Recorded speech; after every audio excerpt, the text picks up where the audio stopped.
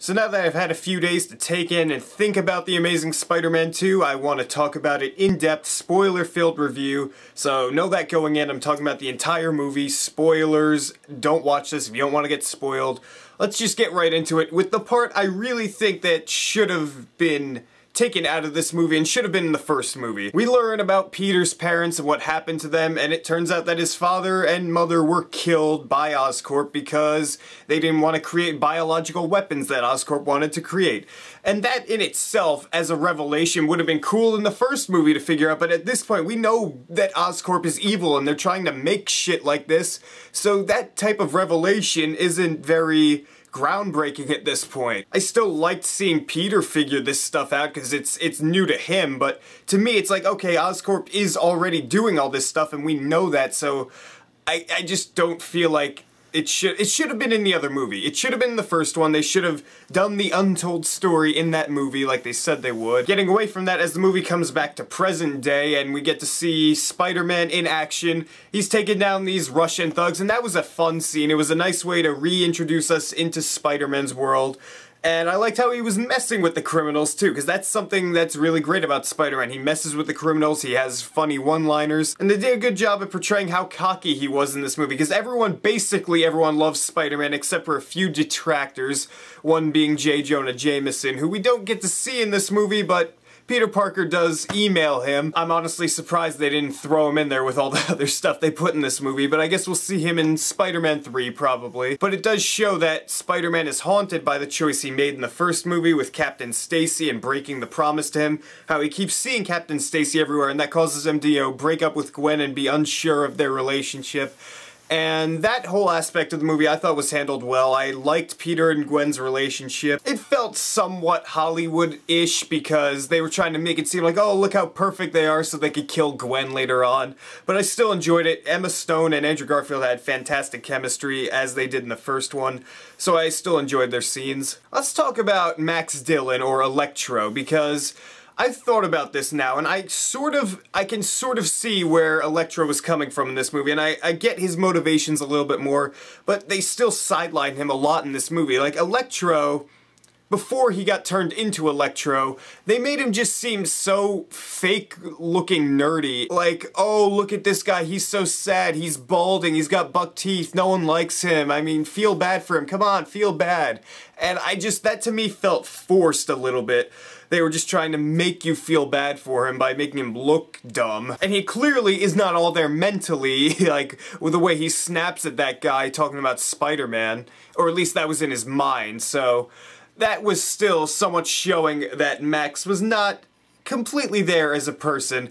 And once he gets the powers, that whole scene in Times Square was just so fantastic. The action to it, and I liked Spider-Man and Electro's interaction before the fighting really started, or before Electro went crazy and just destroyed everything. Because Spider-Man's trying to calm Electro down, because clearly he doesn't really know what he's dealing with at this point.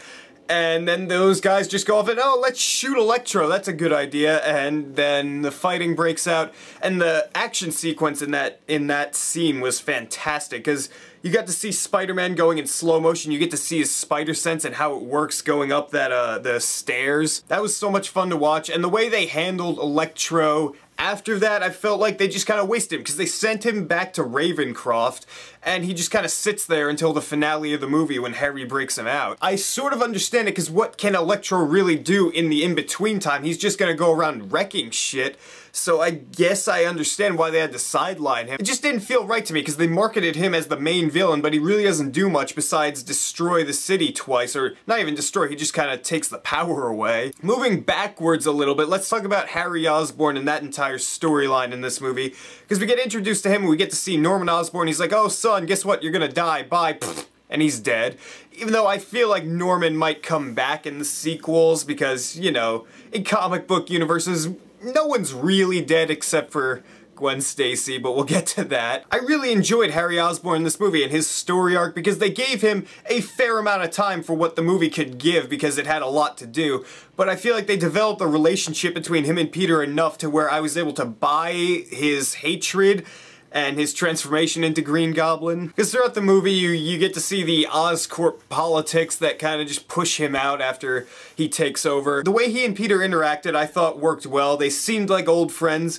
And I just want to say one thing. When they went off and did those when they were skimming rocks on the water, what was going on with Andrew Garfield's accent in that scene? Like, he was great in the movie overall, but that just one scene, his accent just went in and out, and it was weird, and it didn't sound right. But back to the point, I really liked Harry Osborn in the movie, and his Green Goblin. I like the way his Green Goblin looked because now I realize that it's not the final look for Green Goblin. It's obviously not. This is the first look, and I liked the fight scene he had with Spider-Man at the end. Like I said in my other review, it was intense, it was in a confined area, so there was nowhere for them to go, and even though it only lasted like 2 minutes, it was a good little showcase for Green Goblin, so we got a taste of him, and we'll get to see more of him in the sequels. And speaking of final fights, the final fight with Electro was really well done, even though it kind of looked like a video game, because most of the action scenes in this movie, if not all of them, are CGI created, and like I said, the CGI in the movie I thought was really well done for the most part,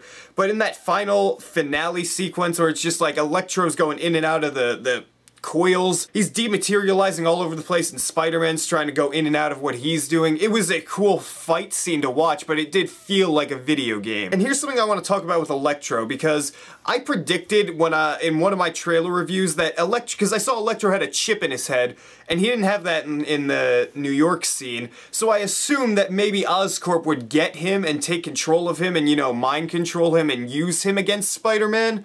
But they didn't, they just kind of convinced him to go with him. I feel like that would have been a good way to go for the movie, like Harry goes in and starts controlling Electro and using him against Spider-Man, because he hates Spider-Man anyway, but using him like that would make it feel more sympathetic, I think, and maybe at the end you could give Max some sort of redemption, because he didn't get any redemption in this movie, he was just kind of misunderstood, and then he got powers, and another misunderstanding happens, and he goes nuts, and that's it.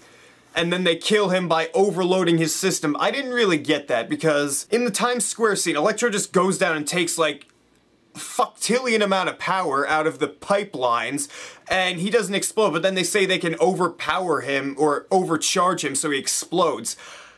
We never got to see at any point that he was going to have any sort of ceiling for his powers, so I don't get how they were able to do that, and they just kind of killed him by blowing him up with electricity.